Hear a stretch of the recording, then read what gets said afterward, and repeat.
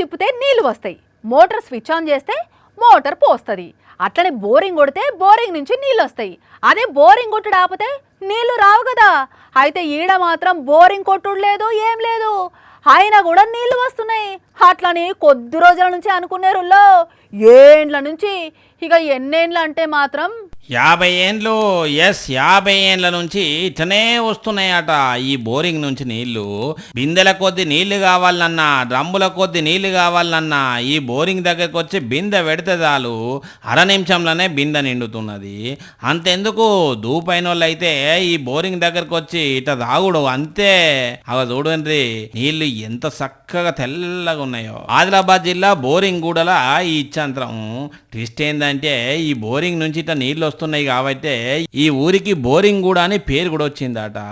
300 మంది పబ్లిక్ ఉన్నారు, వీళ్ళందరూ ఇవే నీళ్ళు తాగుతారట. కానీ 50 ఏండ్ల నుంచి ఇట్లా నీళ్ళు వచ్చుడు అయితే మిరాకిలే పోండ్రి. అయితే హైడ్రాలిక్ ప్రెషర్ కారణంగానే జలాలు ఇట్లా వస్తున్నాయని శాస్త్రవేత్తలు చెప్తున్నారట. కానీ బోరింగ్ చూస్తేనే కండ్ల సంబరం అవుతున్నది కదా. ఇక ఈ ముచ్చట ఇటు ఉంచితే ఇటు అనంతపురం జిల్లా బెలుగలుప్పల చూడండి ఎట్లా నీళ్ళు వస్తున్నాయో. అయితే ఇక్కడ మాత్రం బోరింగ్లకు వెళ్ళి ఈ నడుమనే నీళ్ళు వచ్చుడు చాలా అయిందట. మొన్నట్ల బగ్గ వర్షాలు పడేసరికి భూగర్భ జలాలు పెరిగినట్ట ఇట్లా వస్తున్నాయని అంటున్నారు. కానీ భలే గమ్మత్తుకున్నది కదా బోరింగ్ల ముచ్చట.